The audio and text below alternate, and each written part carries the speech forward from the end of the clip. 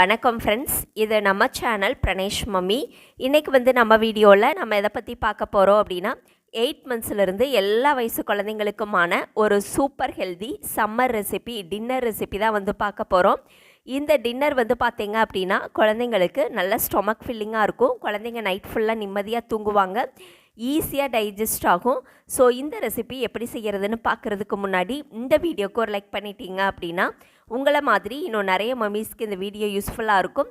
அது மட்டும் இல்லாமல் இப்போ தான் நீங்கள் ஃபஸ்ட் டைம் நம்ம சேனல் பார்க்குறீங்க அப்படின்னா மறக்காமல் நம்ம சேனலை சப்ஸ்கிரைப் பண்ணிக்கோங்க.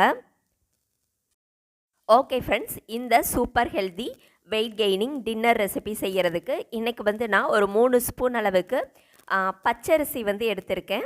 இது கூடவே வந்து பார்த்தீங்க அப்படின்னா ஒரு 1.5 ஸ்பூன் அளவுக்கு பாசிப்பருப்பு எடுத்திருக்கேன், மூங் தால்.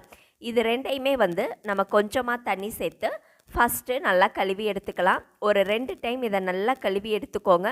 பச்சரிசி வந்து குழந்தைங்களுக்கு கொடுக்கலாமா அப்படின்னா தாராளமாக இந்த மாதிரி ரெசிபி கூட 8 மந்த்ஸ்லேருந்து சேர்த்து கொடுக்கலாம். நல்லா வேக வச்சு தானே கொடுக்குறோம், ஸோ ஒன்றும் ஆகாது. இப்போ இது ஒரு 2 டைம் நல்லா கழுவி எடுத்துக்கோங்க.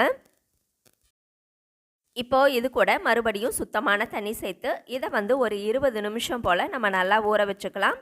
இந்த அரிசி பருப்பு ரெண்டுமே நல்லா ஊறி வரட்டும். இப்போது ஸ்டவ்வில் வந்து ஒரு குக்கர் வச்சுக்கலாம். இதில் 1 ஸ்பூன் அளவுக்கு நெய் சேர்த்துக்கோங்க. நெய் வந்து நல்லா மெல்ட் ஆகி வந்த உடனே இது கூட வந்து பார்த்தீங்க அப்படின்னா இன்றைக்கி முந்திரி, ஒரு 3 முந்திரியை நான் நல்லா துருவி எடுத்து வச்சுருக்கேன். அது கூடவே கொஞ்சம் ஜீரகம் சேர்த்துக்கலாம். அது கூடவே கொஞ்சம் மிளகும் வந்து நல்லா பொடிச்சிட்டு வச்சுருக்கேன், அதையும் சேர்த்துக்கலாம். மிளகு வந்து மிளகு தூள் கூட நீங்கள் யூஸ் பண்ணிக்கலாம். கொஞ்சம் கருவேப்பிலையும் சேர்த்திருக்கேன். ஜீரகம், மிளகு, துருவின முந்திரி, அதுக்கப்புறம் கொஞ்சம் கருவேப்பிலை சேர்த்திட்டு இந்த நெய் கூடவே நல்லா வதக்கி விட்டுருங்க. இப்போ இது கூட பார்த்தீங்க அப்படின்னா ஒரு அரை துண்டு கேரட்டை மேலே இருக்கிற தோலெல்லாம் சீவிட்டு அதையும் நான் நல்லா துருவி எடுத்து வச்சுருக்கேன், அதையும் வந்து சேர்த்துக்கோங்க. இப்போ இது எல்லாத்தையுமே வந்து நல்லா வதக்கி விட்டுக்கோங்க. அந்த நெய்லேயே வந்து இது எல்லாமே நல்லா வதங்கி வரட்டும். கேரட் ஓரளவுக்கு பாதி அளவுக்கு வதங்கி வந்த பின்னாடி நம்ம ஊற வச்சுருந்தோம் இல்லையா, அந்த பச்சரிசியும் அந்த பாசிப்பருப்பும் அதையும் வந்து சேர்த்துக்கோங்க. இன்றைக்கி நம்ம செய்ய போகிறது வந்து கேரட் பொங்கல் ரெசிபி. ரொம்ப டேஸ்ட்டாக இருக்கும், குழந்தைங்க நல்லா விரும்பி சாப்பிடுவாங்க.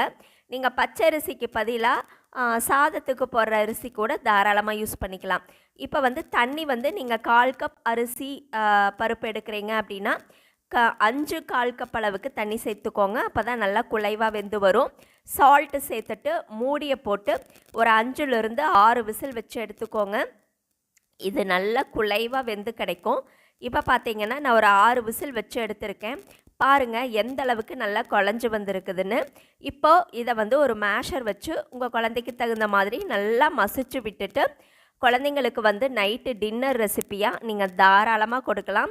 இதில் சேர்த்துருக்கிற எல்லாமே குழந்தைங்களுக்கு சூப்பராக வெயிட் கெய்னிங் ஆகக்கூடியது தான். ப்ளஸ் குழந்தைங்க வந்து நைட்டு நிம்மதியாக தூங்குவாங்க. ரொம்ப டிஃப்ரெண்ட்டான ரெசிபி, குழந்தைங்க நல்லா விரும்பியும் சாப்பிடுவாங்க. இந்த ரெசிபி உங்களுக்கு பிடிச்சிருந்தது அப்படின்னா மறக்காமல் நம்ம சேனலை சப்ஸ்கிரைப் பண்ணுங்கள், லைக் பண்ணுங்கள். Thank you friends.